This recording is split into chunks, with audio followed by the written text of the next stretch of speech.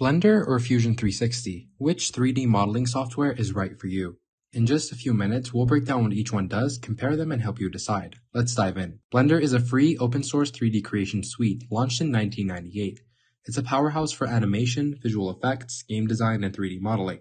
With tools like sculpting, rigging, and the Cycles rendering engine, it's perfect for artists creating organic, creative designs. Its vibrant community and hotkey-driven interface make it flexible but can feel daunting for beginners. Fusion 360 is developed by Autodesk in 2013. It's a cloud-based CAD, CAM, and CAE tool for engineers and product designers. It excels at precise parametric modeling for mechanical parts and 3D printing.